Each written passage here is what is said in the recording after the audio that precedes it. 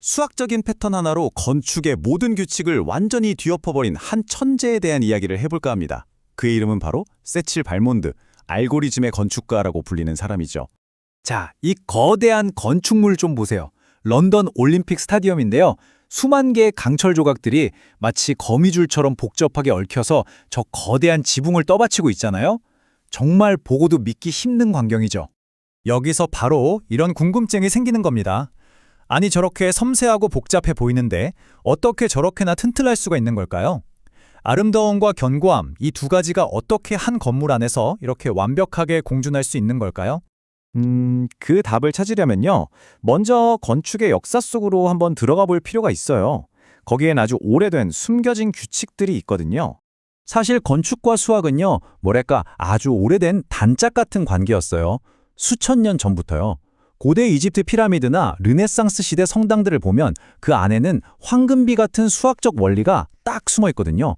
바로 그게 건물의 질서와 아름다움을 만들어냈던 거죠. 그런데 세실 발몬드는 여기서 한 걸음 더 나아갑니다. 이 위대한 전통에 현대 기술을 딱 접목시켜서 완전히 새로운 차원의 건축을 보여준 거예요.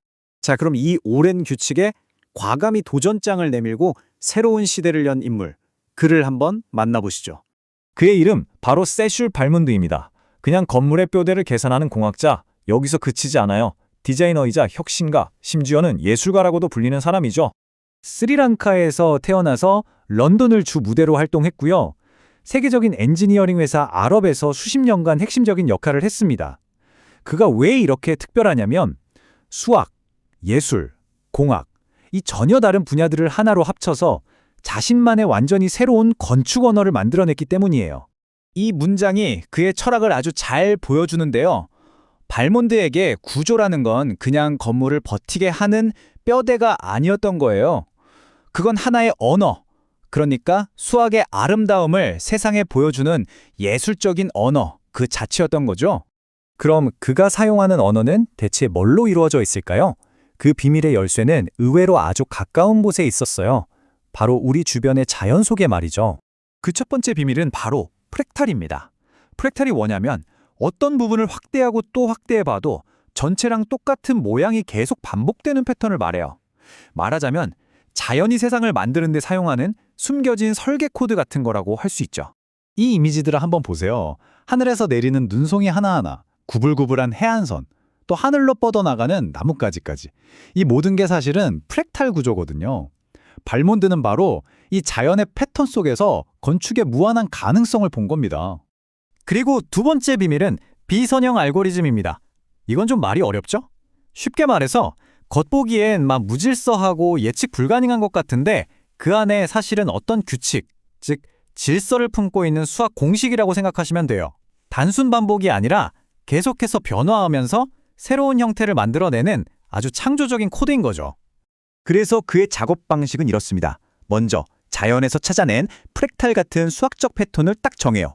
그리고 이걸 컴퓨터가 알아들을 수 있는 언어, 즉 알고리즘으로 바꾸는 거죠.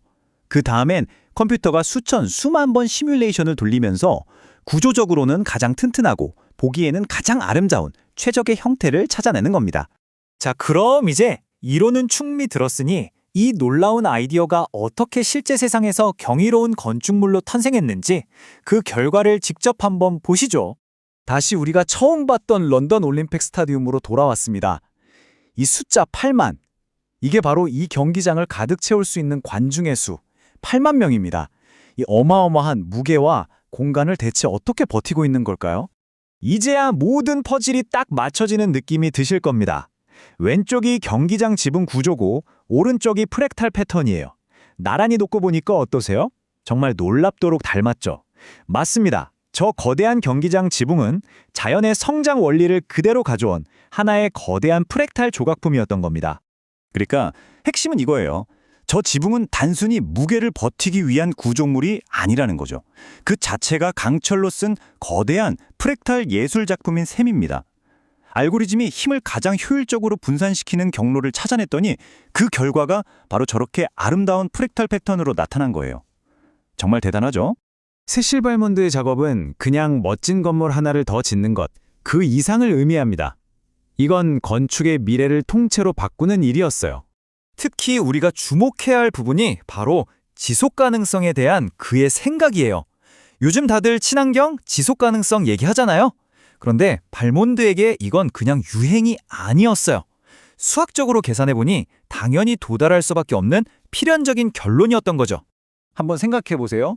알고리즘을 이용해서 딱 필요한 만큼의 재료로 최대의 힘을 내는 구조를 찾아내요. 그럼 당연히 자원 낭비가 사라지겠죠? 재료를 덜 쓰니까 탄소 배출량도 줄어들고요. 그러니까 그의 방식은 처음부터 가장 친환경적이고 지속 가능한 건축 방법이었던 셈입니다. 그리고 이런 그의 영향력은 이제 교육 현장으로까지 뻗어나가고 있습니다. 예전에는 건축 학교에서 수학 따로, 디자인 따로 가르쳤거든요. 그런데 이제는 발문드 덕분에 이 둘을 하나로 합쳐서 가르치는 거죠. 미래의 건축가들은 이제 알고리즘처럼 생각해서 창의적인 해결책을 찾는 법을 배우고 있는 겁니다.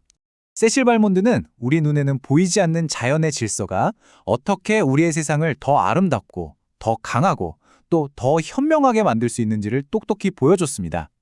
오늘 이야기는 여기서 마무리하지만 마지막으로 이런 질문을 던지고 싶네요. 우리가 아직 발견하지 못했을 뿐 우리 주변에 숨어서 미래를 바꿀 준비를 하고 있는 또 다른 패턴은 과연 무엇일까요?